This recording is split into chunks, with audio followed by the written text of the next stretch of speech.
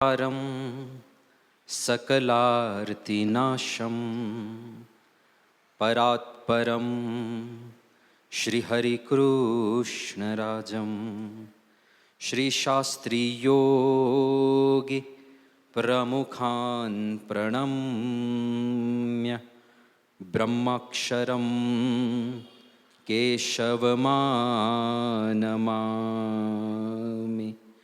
ब्रह्माक्षरं केशवमानमामि।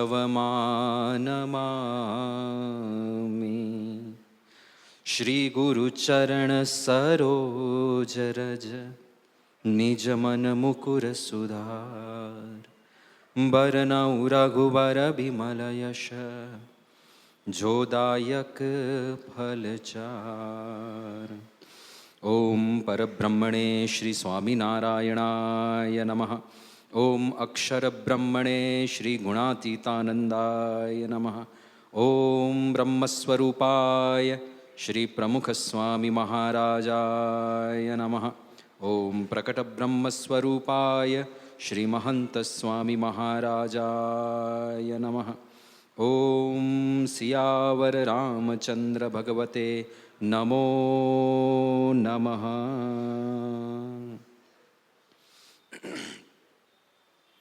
आज से 3 दिनों के लिए भगवान श्री रामचंद्र जी के उज्जवल चरित्र में से हम कुछ सीखने का प्रयास करेंगे।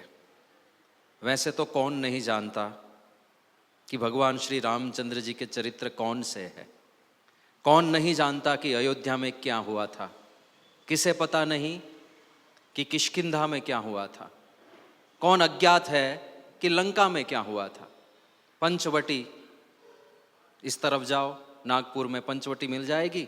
और किष्किंधा 2 दिन पहले ही हमें सौभाग्य प्राप्त हुआ उन सभी स्थानों के दर्शन का जहाँ पर रामचंद्र प्रभु पधारे थे। तो कथा तो हमें सभी को पता है, ऐसा कोई नया चरित्र मैं आपको कहने वाला नहीं हूँ।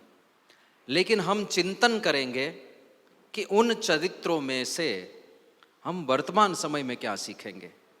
आज जिस प्रकार का हमारा जीवन जा रहा है, आज जिस दिशा में मानवता पूरी जा रही है, वैसे मानवता शब्द का उपयोग करना भी थोड़ा संदिग्ध लगता है कि आज जिस दिशा में मानव जा रहा है, मानवता तो पता नहीं कहाँ चली गई है। आज जिस दिशा में मानव जा रहा है वो भगवान श्री रामचंद्र जी के चरित्र में से कैसे अपनी दिशा बदल सकता है, उस विषय पर हम चिंतन करेंगे। क्योंकि रामचंद्र जी का जो चरित्र है वो एक आदर्श चरित्र है और आदर्श हमेशा अमर होते हैं। हम सभी को ये कथा पता है, सारे चरित्र पता है, कई बार सुन चुके हैं, कई बार धारावाहिक के रूप में देख भी चुके हैं। और फिर भी जब फिर एक बार इस कथा का आयोजन हुआ तो हम सब उसे सुनने के लिए उपस्थित है। यही दर्शाता है कि भगवान के चरित्र अमर है। यही दर्शाता है कि भगवान के चरित्र के विषय में जब वाल्मीकि जी ने रामायण की रचना करने का आरंभ किया तब ब्रह्मा जी ने एक आशीर्वाद दिए थे कि ये रामचंद्र जी का जो चरित्र है पृथ्वी पर कब तक रहेगा। यावत् स्थास्यन्ति गिरयः सरितश्च महीतले तावद् रामायण कथा लोकेषु प्रचरिष्यति। ये ब्रह्मा जी के आशीर्वाद थे वाल्मीकि ऋषि को।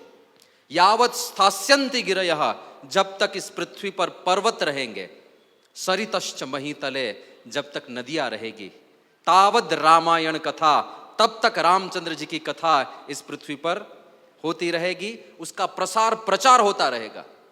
इसका अर्थ ये हुआ कि ये सनातन संस्कृति कभी नाश नहीं होने वाली। क्योंकि जब तक पर्वत है, जब तक नदियां है, तब तक जीवन है। और जब जीवन है, जब तक जीवन है, तब तक रामचंद्र जी का चरित्र, उसका प्रसार होता रहेगा। ऐसा नहीं कहा कि वो अपना अस्तित्व बनाए रखेगी, ऐसा नहीं। तावत रामायण कथा लोकेषु प्रचरिष्यति, उसका प्रसार प्रचार होता ही रहेगा, होता ही रहेगा। ये ब्रह्मा जी का आशीर्वाद है। तो एक अमर कथा को सुनने के लिए हम यहाँ पर उपस्थित है, क्योंकि ये आदर्शों की गाथा है। पुत्र कैसा हो, राम जैसा हो। भाई कैसा हो, राम जैसा हो। मित्र कैसा हो, राम जैसा हो। स्वामी कैसा हो, राम जैसा हो। सेवक कैसा हो, राम जैसा हो। पति कैसा हो, राम जैसा हो। नेता कैसा हो, राम जैसा हो। और यदि कोई रावण को जाकर पूछ ले कि शत्रु कैसा हो, तो रावण भी चीख कर बोलेगा कि राम जैसा हो। ये रामचंद्र जी के पवित्र चरित्र की महिमा है। उस चरित्र में से हम कुछ सीख कर जाएंगे तो ये जो पूरा आयोजन है वो सार्थक होगा। आज हम आरंभ करते हैं रामचरितमानस का शुभारंभ जिस प्रकार से तुलसीदास जी ने किया है, वो हमारी परंपरा जो विलुप्त होती जा रही है, उस परंपरा के बारे में। सबसे पहले क्या होता है, किसी भी ग्रंथ का शुभारंभ जब किया जाता है, ये भारत की संस्कृति थी कि शुरुआत में मंगलाचरण किया जाता है। वंदे वाणी विनायको ऐसा कहकर सबसे पहले तुलसीदास जी भगवान श्री गणेश और सरस्वती देवी की वंदना करते हैं। वाणी अर्थात सरस्वती देवी, विनायक अर्थात भगवान श्री गणेश, और फिर आगे भगवान शंकर और पार्वती जी का वहां पर वंदना, उनकी वंदना की जाती है कि भवानी शंकरो वंदे श्रद्धा विश्वास रूपिणो याभ्याम विना न पश्यन्ति सिद्धा स्वांतस्थम ईश्वरम। तो सबसे पहले हम बात करते हैं ये जो मंगलाचरण की परंपरा थी उसके विषय में। क्या थी ये परंपरा? ऐसा नहीं कि किसी ग्रंथ का आरंभ करना हो तभी मंगलाचरण किया जाता है। ऐसा नहीं है कि जब कथा का आरंभ करना हो तभी मंगलाचरण किया जाता है। मैंने भी कथा के आरंभ में एक मंगलाचरण किया, भगवान को याद किया, गुरुदेव को याद किया। ऐसा नहीं है। जीवन का प्रत्येक शुभ कार्य, केवल जीवन का कोई नया पहलू हो तभी नहीं, हमारे हर एक दिन का प्रत्येक कार्य हमें मंगलाचरण से आरंभ करना है। ये हमारी परंपरा है। हर एक कार्य, आपने ऐसे लोग देखे होंगे जो सुबह उठकर सबसे पहले आंखें मूंदकर भगवान और गुरु को याद करते हैं। ये परंपरा है हमारी, मंगलाचरण। एक नए दिन का शुभारंभ मंगलाचरण से करो, प्रार्थना से करो। प्रभु और गुरु को याद करके उनसे कहो कि प्रभु आज का दिन खुशियां लेकर आए, प्रभु आज का दिन मुझे ऐसी सद्बुद्धि देना कि मेरा मन अधर्म के मार्ग पर ना जाए। कुछ भी प्रार्थना कर सकते हैं, लेकिन दिवस का आरंभ, एक नई सुबह का आरंभ भगवान और गुरु के स्मरण के साथ, यही तो मंगलाचरण है। हर एक प्रवृत्ति का आरंभ। अब हम स्नान तो करते, स्नान तो करना ही करना है, सभी को करना है। ये तो अच्छी बात है, शहरों में एक प्रणाली ऐसी बनती जा रही है कि शुद्धि, ये अच्छी बात है। लेकिन स्नान करते समय और कुछ काम तो होता नहीं, होता है कुछ काम नहीं होता। तो लोग, कई लोग ऐसे होते हैं जो गाना सुनते सुनते भी स्नान करते, हो सकता है, लेकिन वो तो हमारे पास ऐसे ही समय पड़ा है, वो 5 मिनट या 3 मिनट या जितना भी समय हम स्नान करने में लेते हैं और कुछ नहीं करते, तो भगवान के नाम का स्मरण करते करते। कुछ लोगों को श्लोक भी याद है, गंगा च यमुना चैव गोदावरी सरस्वती। तो ऐसी भावना करके हम स्नान करें, मैं गंगा जी से स्नान कर रहा हूँ, मैं यमुना नदी से स्नान कर रहा हूँ, ये सारे भगवान के संबंध वाली नदियाँ हैं, इसलिए हम उसे याद करते हैं। ऐसा नहीं है कि चलो सभी नदियों को, नाइल को भी याद कर लो, अमेज़न रिवर को भी याद कर लो, नहीं, ऐसा नहीं है। ये सारी नदियाँ जो है उसे कभी ना कभी या तो भगवान का संबंध हुआ है या किसी भगवान के महान संत का संबंध हुआ है, इसलिए इन नदियों का महिमा है, इसलिए इसकी गरिमा है। तो उसको याद कर सकते हैं या फिर हमारे इष्ट देव को याद कर सकते हैं। जैसे हम संत लोग स्नान करते हैं तो स्वामीनारायण स्वामीनारायण स्वामीनारायण। हमारे जो हरि भक्त लोग स्नान करते हैं, जो भगवान स्वामीनारायण के आश्रित है, जो महंत स्वामी जी महाराज को गुरु के रूप में स्वीकार करके उनसे वर्तमान दीक्षा ग्रहण करके बैठे हैं, तो अपने इष्ट देव का स्मरण करते करते सुबह स्नान करते हैं। किसी को रामचंद्र जी के अंदर विशेष श्रद्धा है तो उनको याद करते करते आप स्नान कीजिए। किसी को भगवान श्री कृष्ण के प्रति इष्ट देव का भाव है तो उनको याद करते करते आप स्नान कीजिए। ये भी एक मंगलाचरण है। फिर आता है पूजा का समय, ये परम मंगलाचरण हुआ। एक डेडिकेटेड टाइम हमारा होना चाहिए भगवान की पूजा के लिए। क्योंकि इसी के लिए मनुष्य जीवन है।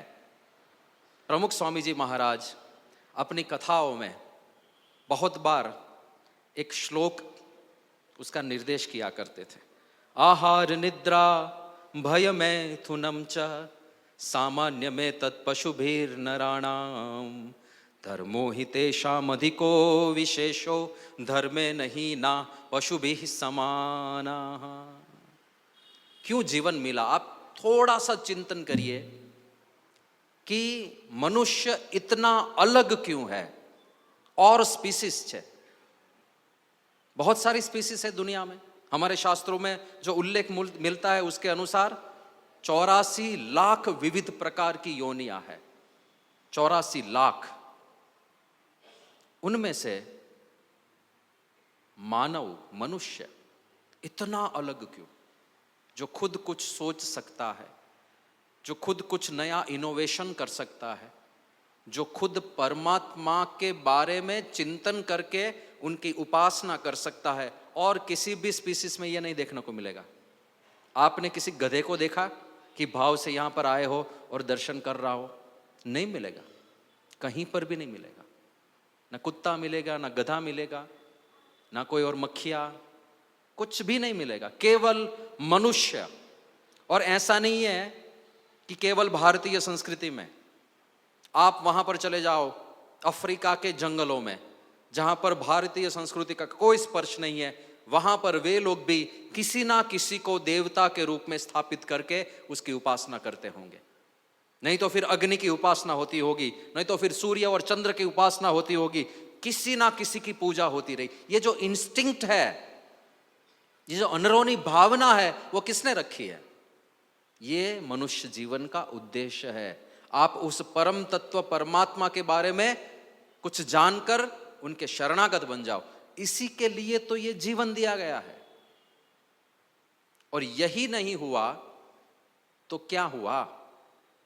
गुरोरंघ्रि पद्मे मनश्चेन्न लग्नम ततः किम ततः किम ततः किम ततः किम, 4 बार कहा शंकराचार्य जी ने। और गुरु के बारे में क्यों? क्योंकि गुरु ही तो सेतु बनते हैं परमात्मा तक पहुंचने का।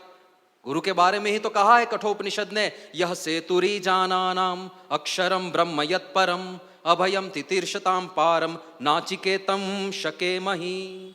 ऐसे गुरु, उनको उपमा दी गई किसकी? यह सेतु ईजानानाम। ईजानानाम अर्थात जिसको जाना है। इज धातु है संस्कृत में, अर्थ होता है टू गो, जाना है। ईजानानाम, जिसको जाना है उसके लिए यह सेतु, जो सेतु की भूमिका बजाते हैं, कौन है? ऐसे अक्षरम ब्रह्म यत्परम, अक्षर ब्रह्म स्वरूप गुरु, वही हमें परमात्मा के पास पहुंचाते हैं। और उस गुरु का आश्रय करके यदि परमात्मा साधना नहीं की इस जीवन में, तो जीवन व्यर्थ है। ततः किम ततः किम ततः किम ततः किम। और इस श्लोक के आरंभ में, ऐसे तो बहुत सारे श्लोक हैं, लेकिन एक श्लोक का मैं उल्लेख करता हूं। क्या क्या गिनाते हैं शंकराचार्य जी कि आपने ये सब यदि प्राप्त कर लिया हो लेकिन परमात्मा तत्व को प्राप्त नहीं किया तो क्या किया, तो क्या किया, तो क्या किया, तो क्या किया। 4 बार कहते हैं। शरीरम स्वरूपम, आपके पास अत्यंत रूपवान शरीर हो। आज के जमाने में ये भी दुर्लभ है। हाँ, ऐसे 96% लोग हैं दुनिया में, 96%, जिनको अपने लुक से संतुष्टि नहीं है। जैसा चेहरा भगवान ने दिया है वो उसे पसंद नहीं है। अरे भगवान थोड़ा सा नाक ऐसा दे दिया होता, थोड़ी सी आंखें ऐसी, थोड़ा सा रंग सांवला है, थोड़ा गोरा दे दिया होता। और इसलिए तरह तरह की चीजें लगा लगा कर थोड़ा परिवर्तन करने का प्रयास किया जाता है, लेकिन बेसिक स्ट्रक्चर तो वही रहेगा। क्या कितना कुछ बदल सकेंगे? लेकिन यहां पर शंकराचार्य जी कहते हैं कि आपको भगवान ने बहुत ही रूपवान बनाया है। शरीरम स्वरूपम। दूसरा, सदा रोग मुक्तम। रूपवान शरीर हो लेकिन रोगी इंसान हो तो वो कोई सुख नहीं भोग पाएगा रोग के कारण। ज्वर आ जाए तो भी हम कुछ नहीं कर पाते। ज्वर हो, यदि आपको बुखार हो, आपके सामने दुनिया की अच्छे से अच्छी आइटम रखी जाए, लेकिन मुंह ही कड़वा हो गया है, कुछ पसंद नहीं आता। बैठने को कहो तो बैठने में मन नहीं लगता, सो जाने पर नींद नहीं आती। लेकिन सदा रोग मुक्तम, एक तो रूप है, दूसरा रोग मुक्त शरीर है। शरीरम सुरूपम सदा रोग मुक्तम, धनम मेरु तुल्यम यशश्चारु चित्रम। धनम मेरु तुल्यम, रूप भी हो, रोग भी ना हो, लेकिन पैसे यदि ना हो तो कोई नहीं पूछता। हमारे गुजराती में कहावत है, नाणा वगरनो नाथियो अने नाणे नाथा लाल। यदि पैसे नहीं है तो लोग उसे नाथिया नाथिया कहकर पुकारते हैं, और यदि पैसे हो तो नाथा लाल शेठ जी पधारिए पधारिए। तो पैसे नहीं हो तो, लेकिन पैसे भी है, अब रूप भी है, निरोगी शरीर भी है, पैसे भी है। लेकिन इतने सारे पैसे हो, रूप हो, निरोगी शरीर हो, लेकिन कैरेक्टर अच्छा ना हो तो लोग पसंद नहीं करते। रावण के पास ये सब था, रूप भी था, पैसे भी थे, स्वास्थ्य भी था, बड़ा मजबूत, बड़ा स्ट्रांग था, लेकिन कैरेक्टर नहीं था, तो लोगों ने पसंद नहीं किया। आपको शायद शंका होती होगी कि स्वामी जी रूप कहाँ था, सीरियल में तो काला काला दिखाते हैं, विचित्र चित्र विचित्र दिखाते हैं, ऐसा नहीं है। अब देखिए, मैं रामायण, वाल्मीकि रामायण का एक संदर्भ देता हूँ, आपने कभी शायद ये पहले सुना नहीं होगा। हनुमान जी जब जाते हैं लंका में, उद्देश्य क्या था? माता सीता को ढूंढना था। हनुमान जी ने कभी माता सीता को देखा नहीं था पहले, तो वे गए अंदर, मच्छर जितना रूप लेकर गए थे, और फिर भी लंकिनी जो द्वारपाल का रूप में वहाँ पर मौजूद थी, उसको आशीर्वाद था कि छोटे से छोटी चीज को भी वो देख लेती थी। तो हनुमान जी तो मच्छर जितना सूक्ष्म रूप धरी, सिंह ही दिखावा, एकदम सूक्ष्म रूप धारण के अंदर जाने का प्रयास करते थे, लेकिन लंकिनी ने पकड़ पाया, अरे हो बंदर किधर जा रहे हैं भाई, बिना पूछे बिना अनुमति लिए। हनुमान जी को पता चल गया कि इसने तो पकड़ लिया है, अब युद्ध होगा। युद्ध हुआ भी, लेकिन वहां पर लिखा है एकेनैव मुष्टि प्रहारेण, हनुमान जी ने एक ही मुष्टि प्रहार किया, एक मुक्का लगाया, और लंकिनी सीधी नीचे जमीन पर गिर पड़ी।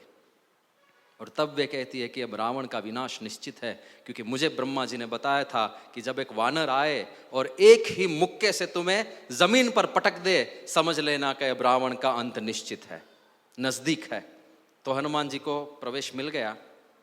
अब वहां पर लिखा है कि रावण की हजारों रानियां थी। मंदोदरी तो मुख्य रानी थी, लेकिन हजारों रानियां थी। और महल में जब हनुमान जी जाते हैं, उन सभी रानियों को वहां पर सोते हुए देखते हैं। मंदोदरी के कक्ष में जब आते हैं तो मंदोदरी को देखकर थोड़ी देर तो हनुमान जी खुश हो जाते हैं कि सीता माता मिल गई, क्योंकि मंदोदरी का रूप भी माता सीता जितना ही अच्छा था। तो हनुमान जी को लगा कि माता सीता मिल गई, इतना रूप तो उन्हीं का है, जो कीर्ति सुनी है, जो प्रशंसा सुनी है, यही सीता माता है। अब अकेले थे हनुमान जी, सेलिब्रेशन कैसे करें, और कोई तो था नहीं। तो हनुमान जी कूदने लगते हैं, वैसे तो बंदर का शरीर धारण किया था, तो कूदते हैं, अपना पूंछ चूमते हैं कि माता सीता मिल गई। अकेले ही सेलिब्रेशन करना था, और कोई तो था नहीं। लेकिन फिर उनको विचार आता है कि नहीं, सीता माता तो नहीं हो सकती, क्योंकि यदि सीता माता होती तो ऐसी गहरी निद्रा ना होती। वे तो रामचंद्र जी के वियोग में सो ही नहीं पाती, और ये तो सो रही है अच्छे से, तो ये सीता माता नहीं हो सकती। दूसरा, यदि सीता माता होती तो इतना पुष्ट शरीर ना होता। वो तो रामचंद्र जी के वियोग में कुछ खाती पीती नहीं, वो तो एकदम कृशकाय हो जाती। ये सीता माता नहीं है। थोड़ा अर्ली सेलिब्रेशन कर लिए। फिर हनुमान जी आगे चलते हैं और रावण का कक्ष आता है। वहां पर हनुमान जी ने रावण को सोता हुआ देखा, सोने के पलंग पर। पहले वहां पर देख लिया हनुमान जी ने, लेकिन दूसरे दिन सुबह उनको इच्छा हुई कि मुझे रावण को राज्य दरबार में देखना है, सभी के सामने। ऐसा सोया हुआ नहीं, जागरूक अवस्था में वो कैसा दिखता है, सारे श्रृंगारों के साथ, माथे पर जब मुकुट हो तो तब वो कैसा दिखता है, वो मुझे देखना है। और इसी के लिए, ये एक दर्शन के लिए, एक बार रावण को पर्सनली मिलने के लिए, उसे चैलेंज देने के लिए उन्होंने पूरी अशोक वाटिका का नाश कर दिया था, ताकि राक्षसों को पता चले कि रामचंद्र जी का एक दूत आ चुका है। और वहाँ पर युद्ध छिड़ गया। एक के बाद एक रावण के सैन्य आते रहे। Hanuman ji one man army, अकेले ही सभी का नाश करते रहे। और उस समय लिखा है वाल्मीकि रामायण में कि और कोई अस्त्र शस्त्र उनके साथ न था तो वे वृक्षों को मूल से, जड़ से उखाड़ देते थे और उसी को बैट जैसा बनाकर सभी राक्षसों से लड़ाई करते थे। जैसे क्रिकेटर स्वीप शॉट मारते हैं ना, स्वीप शॉट, वैसे वृक्ष को उखाड़ उखाड़ कर उन्होंने राक्षसों से के साथ लड़ाई की। और जब एक वृंद, एक पूरा सैन्य उसका खात्मा हो जाए तो हनुमान जी अशोक वनिका के द्वार पर दोनों हाथ फैलाकर खड़े रहते थे कि आ जाओ, एक तो पूरा हो गया, नेक्स्ट आ जाओ। तो वो सारी प्रतिभा उनकी वहां पर लिखित है। उसी युद्ध के दौरान हनुमान जी सेनापतियों के 7 पुत्रों को मार देते हैं और रावण का एक पुत्र था अक्ष कुमार, उसे भी मार देते हैं, सभी का खात्मा कर देते हैं। अंत में रावण भेजता है अपने अत्यंत शूरवीर पुत्र मेघनाद को, जिसको इंद्रजीत भी कहा जाता है। और इंद्रजीत ने ब्रह्मास्त्र का प्रयोग किया और ये तो ब्रह्मा जी का अस्त्र है। हनुमान जी ने ब्रह्मा जी को सम्मान देते हुए ब्रह्मा जी के इस अस्त्र में वे स्वयं कैद हो गए। वैसे उनको आशीर्वाद था कि कोई भी अस्त्र शस्त्र उन्हें एक क्षण के लिए ही बांध सकता है, उससे अधिक नहीं बांध सकता। लेकिन हनुमान जी ने सोचा कि ये अच्छा अवसर है रावण को देखने का, अब मुझे बंदी बनाकर ले कहाँ जाएंगे, रावण के सामने तो ले जाएंगे, तो चलो नाटक करते हैं बंदी होने का, देख लेते हैं रावण कैसा है। और उस समय जब हनुमान जी रावण के दरबार में गए और रावण जब दरबार में प्रवेश करता है, पहली बार जागरूक अवस्था में दरबार के अंदर एक राजा के रूप में हनुमान जी ने रावण को देखा, उस समय उनके मन में एक श्लोक आया है जो वाल्मीकि जी ने लिखा है, अहो रूपम, अहो धैर्यम, अहो सत्वम, अहो द्युतिः, अहो राक्षस राजस्य सर्वलक्षण युक्तता। ये रावण के विषय में हनुमान जी के विचार हैं। हाँ, पहली बार देखा और पहला शब्द निकला क्या, अहो रूपम। संस्कृत में जब अत्यंत इंसान प्रभावित हो जाए तब अहो शब्द का प्रयोग करते हैं। वही अहो शब्द अपभ्रंश होते होते अंग्रेजी में वाव हो गया है। वाव, वाव जो कहते हैं ना, एक्चुअल संस्कृत में था अहो।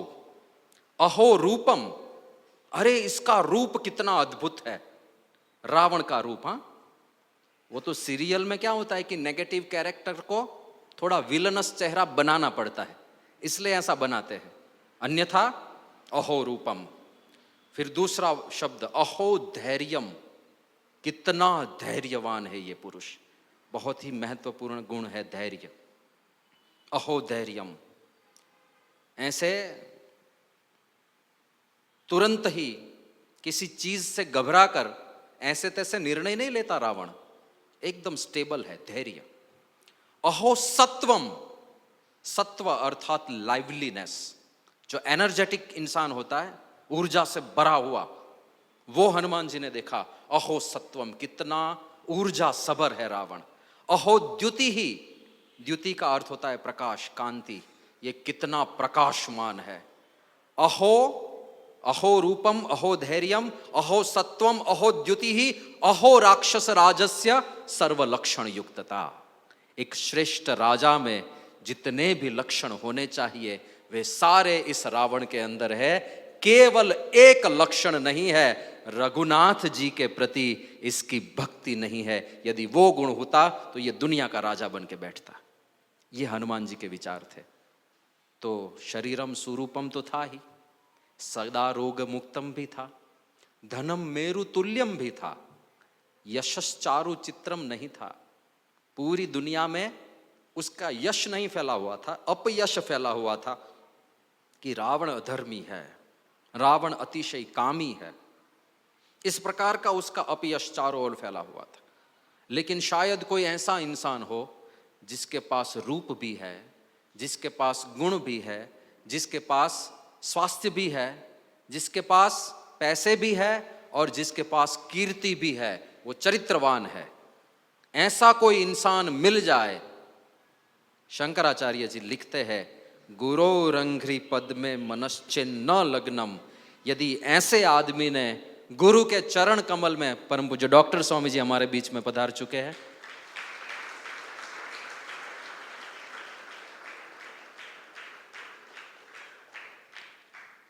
ऐसे किसी आदमी ने यदि गुरु के चरण में अपने आप को समर्पित नहीं किया तो भगवत पाद शंकराचार्य जी कहते हैं कि तो क्या किया, तो क्या किया, तो क्या किया, तो क्या किया, उसका पूरा जीवन व्यर्थ है।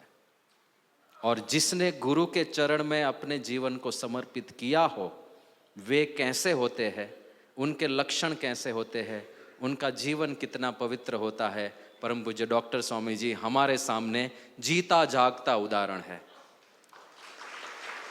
गुरु हरि योगी जी महाराज के समक्ष उन्होंने अपना जीवन समर्पित किया। सबसे पहले तो उस समय में 1950s के उस समय में कोई डॉक्टर बने या कोई इंजीनियर बने, ये कितनी बड़ी बात कहलाती थी। कोई मैट्रिक पास, किसी ने मैट्रिक पास किया हो, यदि मैट्रिक अर्थात 10वीं कक्षा, तो वो भी कॉलर टाइट करके घूमता था उस समय में कि मैं तो मैट्रिक हूं। ऐसे समय में इन्होंने MBBS किया था और विवेक सागर स्वामी, कोठारी बापा, उन सभी सदगुरु संतों ने इंजीनियरिंग किया था। और जब योगी जी महाराज उनसे बात करते थे कि आप साधु बनेंगे, तो उनके फेस पे मना कर देते थे, नहीं नहीं स्वामी जी और कोई बात बताओ। क्योंकि उनके विचार पहले कैसे थे कि ये सारे साधु है ना जो भगवाधारी, ये सारे निकम्मा जीवन जी रहे हैं, इन लोगों को भारत की सरहद पर भेजना चाहिए ताकि कुछ तो काम में आए, देश के काम में तो आए, ऐसे उनके विचार थे।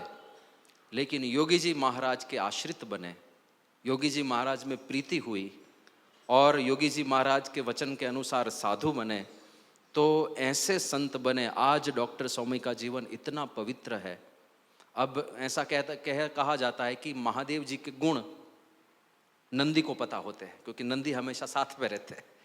तो उनके पास कोई नंदी तो नहीं, लेकिन आदर्श योगी स्वामी जी जो उनके सेवक है, आदर्श योगी जी स्वामी जी और मैं, हम दोनों एक ही साथ दीक्षित हुए, एक ही साथ।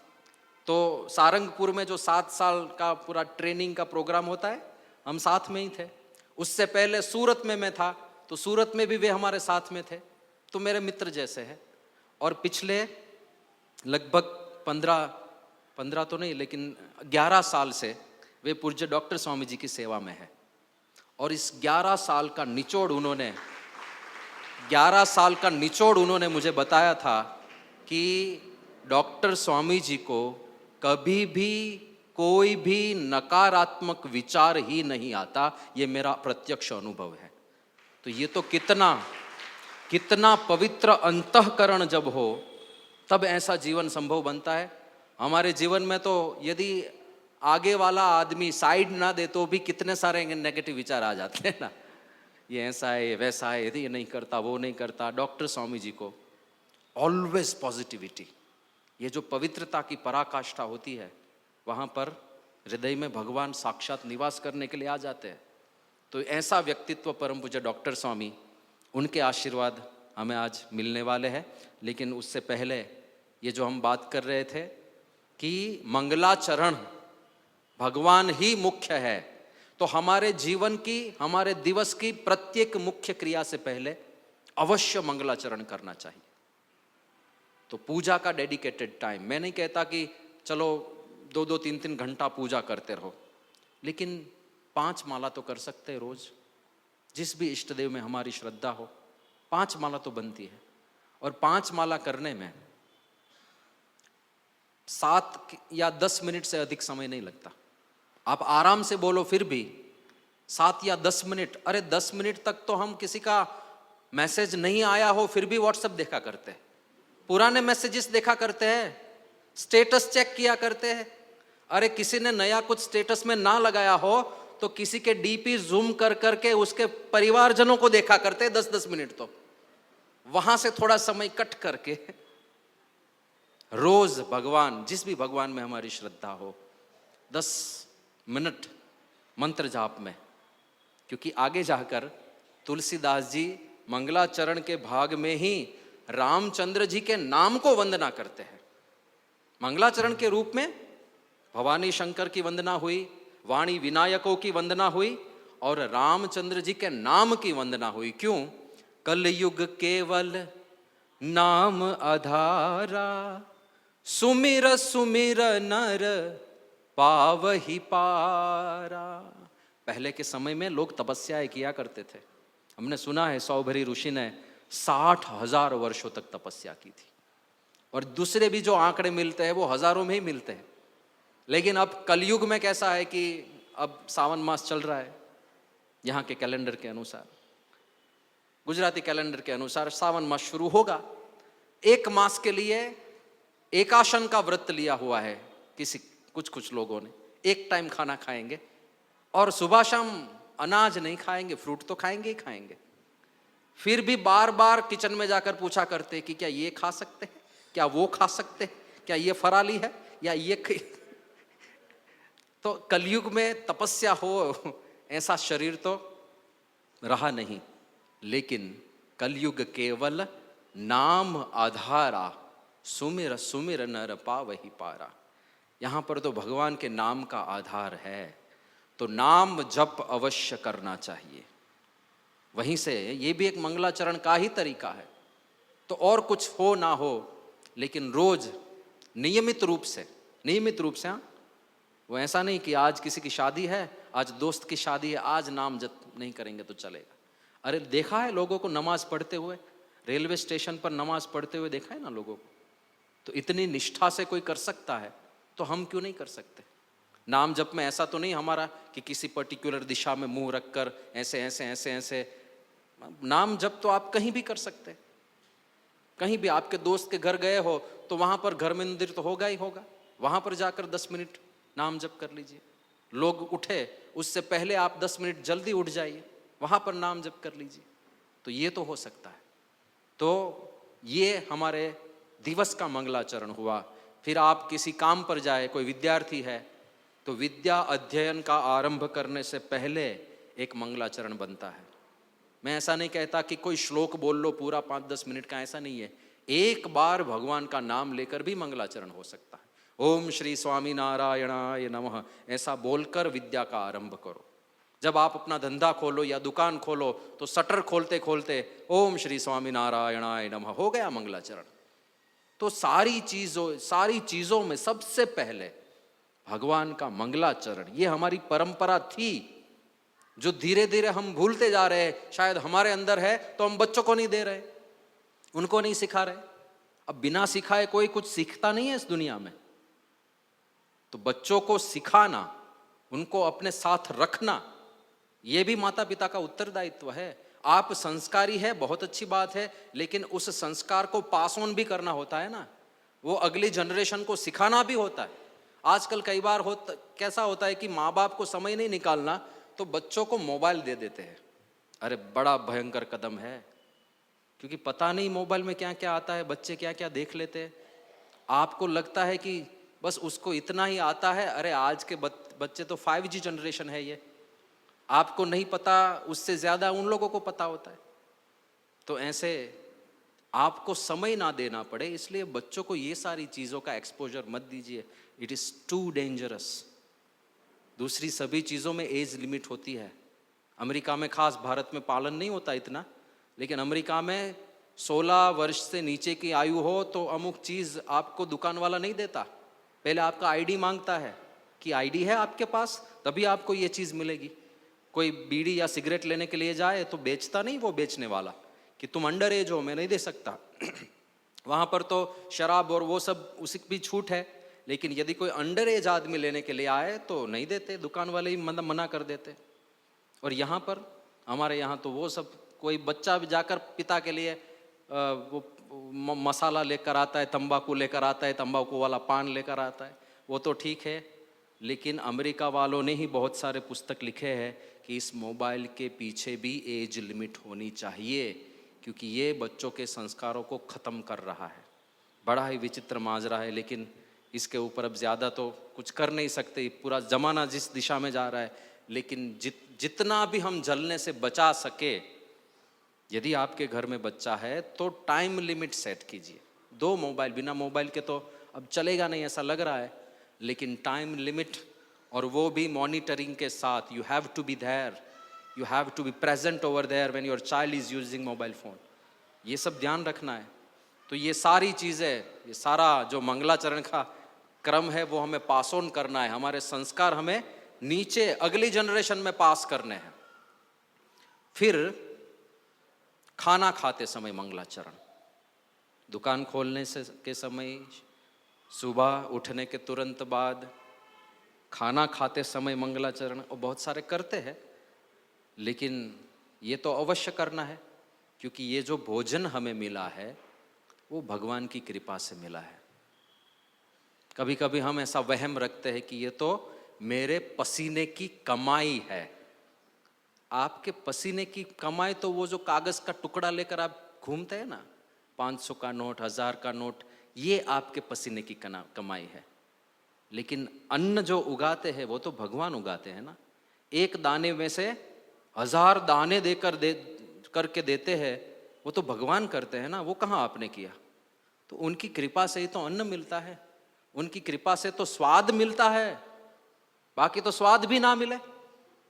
ये जो स्वाद का तंत्र उन्होंने सेट किया है, ये भ्रमणा है वैसे तो, ये उनका सेटिंग है पूरा।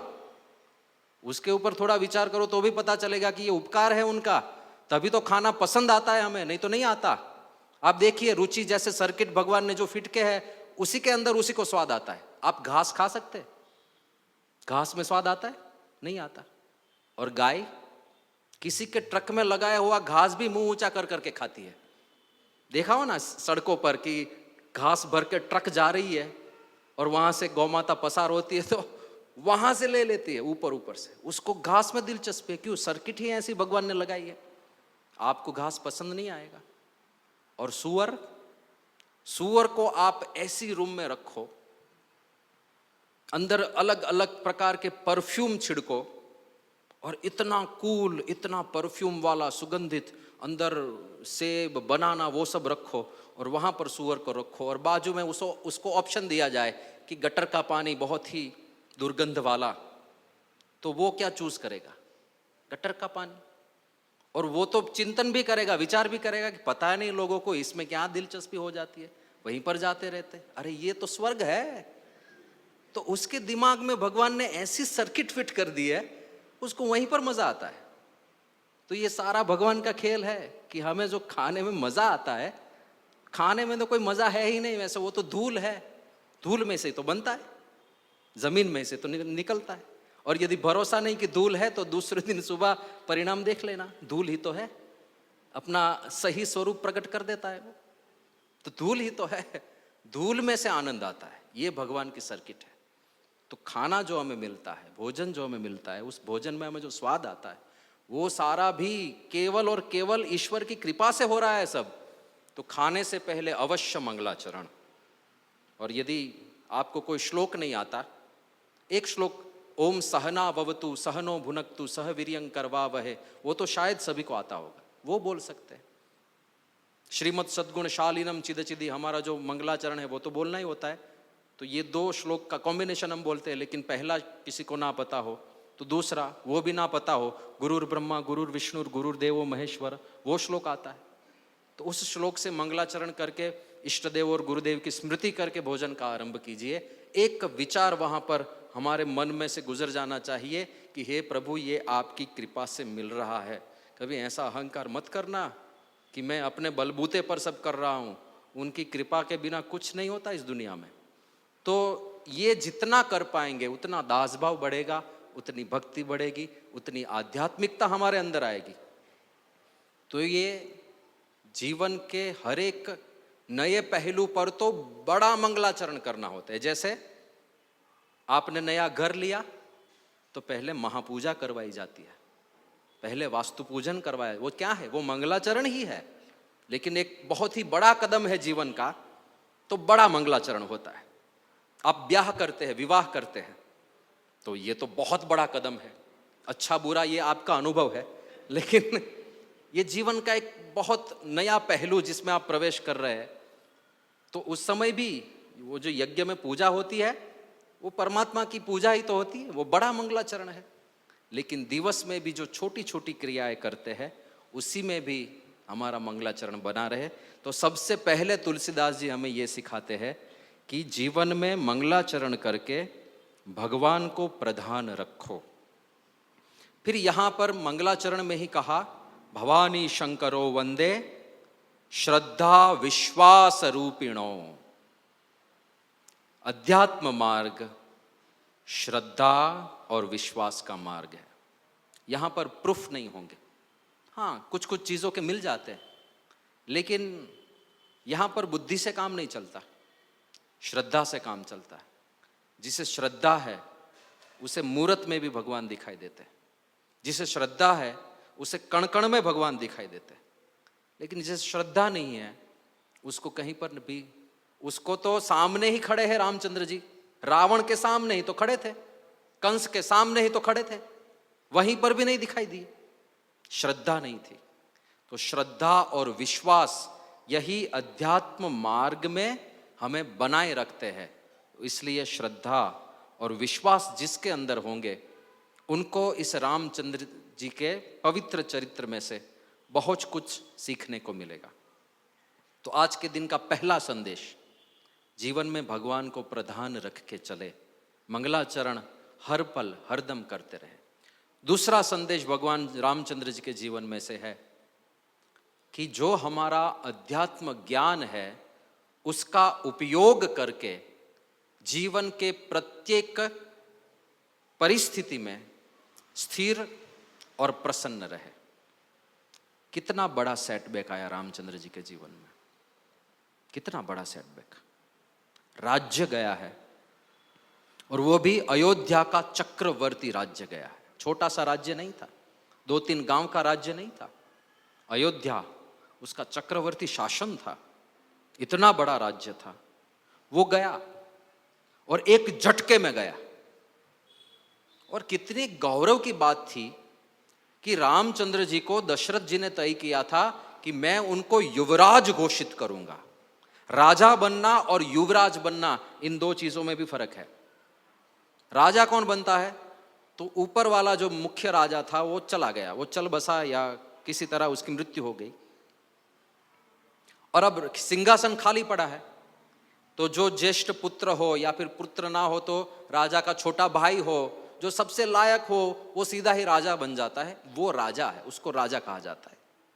लेकिन राजा अभी जीवित है और जीते जी उसे लगे कि मेरे से अच्छा राजा मेरा छोटा भाई बन सकता है, अथवा तो मेरे से अच्छा राजा मेरा ज्येष्ठ पुत्र बन सकता है, उसके अंदर मेरे से भी अच्छे गुण है, और उसको राजा बना दे। राजा अभी जीवित है, फिर भी अपने युवान पुत्र को वो राजा घोषित कर दे और पूरे राज्य का संचालन उसे सौंप दे, उसको युवराज कहा जाता है। युवराज की पदवी प्राप्त करना वो राजा की पदवी से भी अलग है, उससे भी ऊपर है।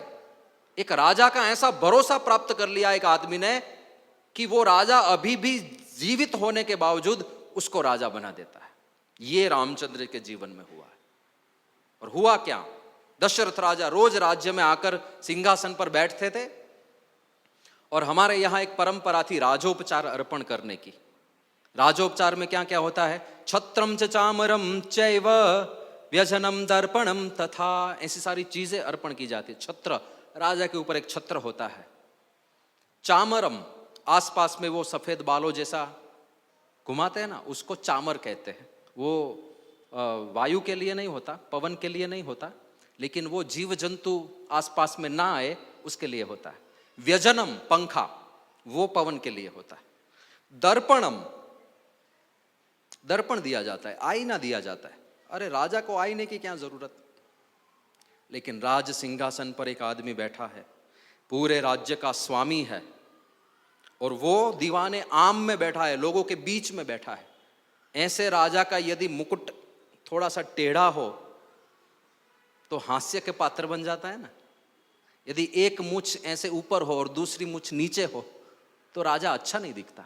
पब्लिक में राजा प्रेजेंटेबल होना चाहिए। तो जैसे ही राजा साहब आकर सिंहासन पर बैठते हैं, उनको दर्पण दिया जाता है ताकि अपना मुकुट अच्छे से सेट कर ले, मूछे बूछे देख ले, सब बराबर है, चेहरा अच्छे से दिख रहा है। तो जैसे ही राजा दशरथ सिंहासन पर आरूढ़ हुए और उनको स्वभाव बाजू में ही मुकुर रखा जाता था, राजय सुभाव मुकुर कर लीना, स्वभाव से ही हाथ में उन्होंने दर्पण लिया। बदन बिलो की मुकुट समकीना, उन्होंने चेहरा देखा, मुकुट थोड़ा टेढ़ा था, उसको सीधा किया। लेकिन उसी समय जब मुकुट वो सीधा कर रहे थे, तब उन्होंने देखा कि श्रवण समीप भये सित के सा, कान के पास सफेद बाल हो गए थे।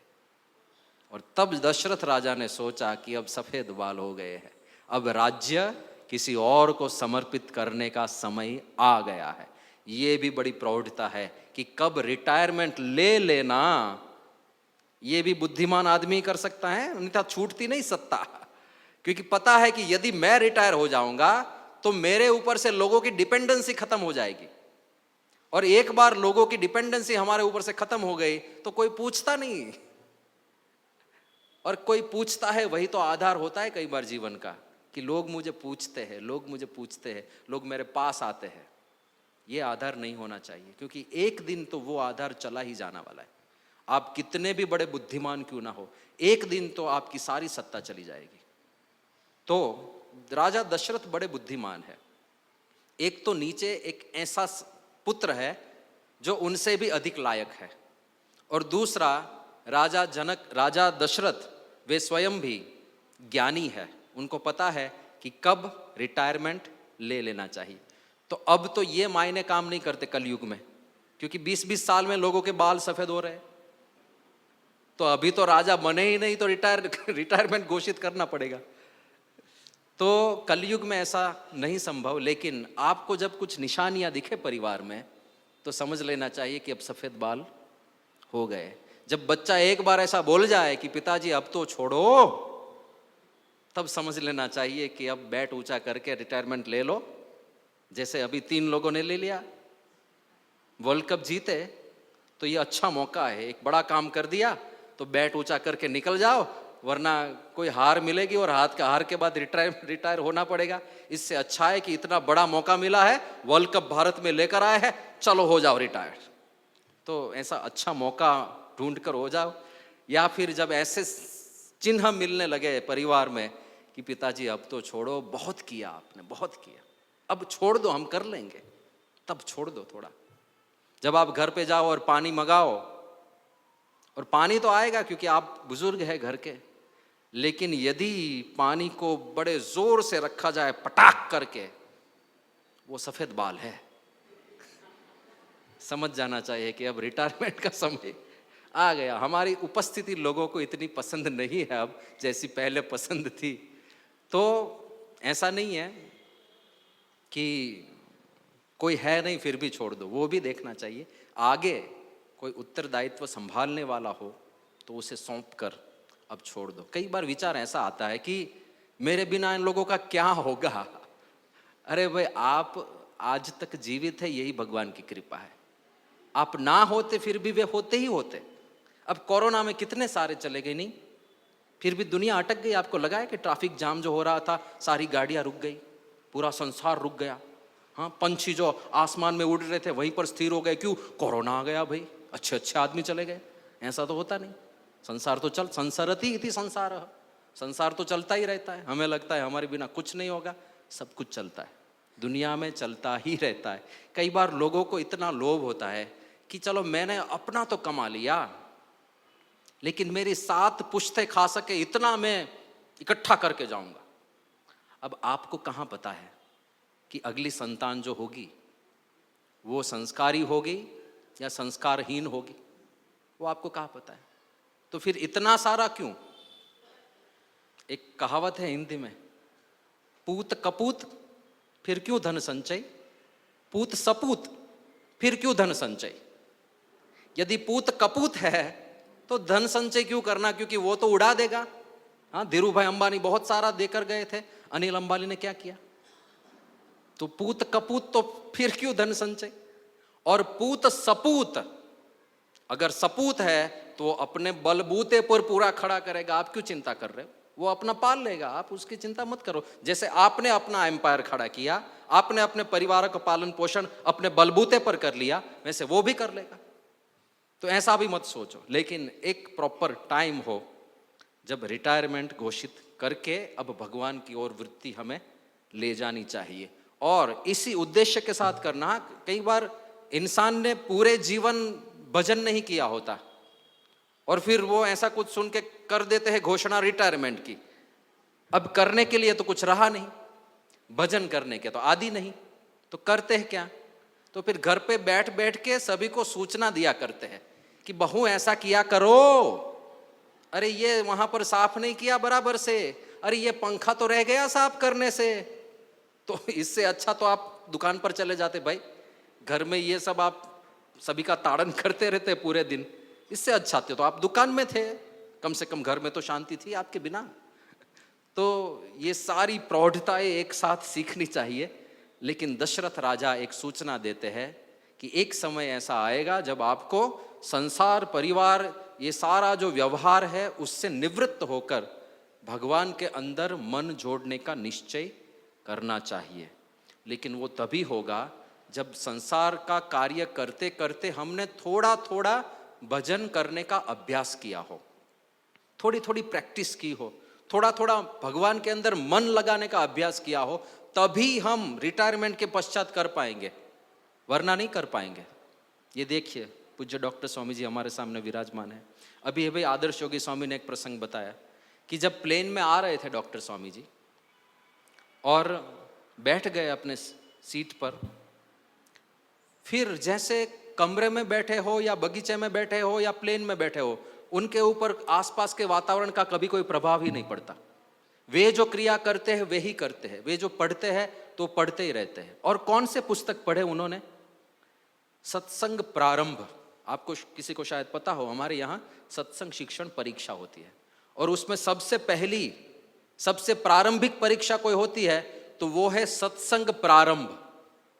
अब सत्संग प्रारंभ परीक्षा के पुस्तक में जितने भी प्रसंग है वे सारे उनको पता ही है, वर्षों से पता है, कई बार उन्होंने कथा में भी बताया है, और फिर भी समय का उपयोग भगवान संबंधी, सत्संग संबंधी वाचन में ही होना चाहिए। इतना दृढ़ निर्धार है उनका कि एक समय, एक सेकंड का समय भी वे कभी व्यर्थ नहीं गंवाते। यहाँ कुछ कथाएं सुनते हैं या कुछ पढ़ते रहते हैं। एट द एज ऑफ 91, इतनी उम्र में भी ये उनका वर्तन है, ये गुरु की कृपा का प्रताप है। लेकिन इसका अभ्यास हमें अभी से रखना चाहिए, तभी रिटायरमेंट के पश्चात, तभी बड़ी उम्र में हम ये सब कर पाएंगे।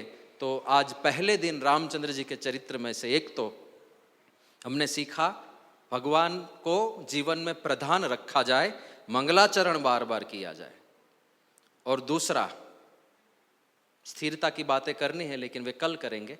लेकिन एक समय हमें पूरा हमारा जीवन भगवान को समर्पित करना है, भगवान के भजन में लगाना है, और इसी में जीवन की सार्थकता है। ये हमें हमारे जीवन में करना ही है, इसी के लिए मनुष्य का जन्म हमें मिला है। वरना आहार, निद्रा, भय, मैथुन ये तो पशुओं में भी है। सामान्य में तत् पशु भीर नराणाम, सभी जगह पर है।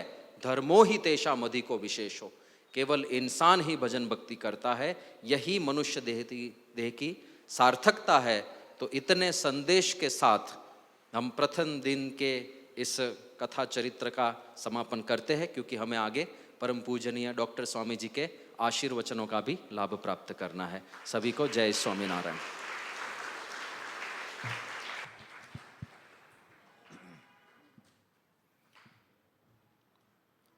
भगवान को किस प्रकार से प्रधान रखना है और साथ ही साथ भगवान के चरणों में हमारा जीवन समर्पित कैसे कर देना है, रामचरितमानस और रामायण के विविध प्रसंगों के द्वारा पूज्य ज्ञाननयन स्वामी ने हमें बहुत ही सुंदर कथा वार्ता का लाभ दिया। हम उनका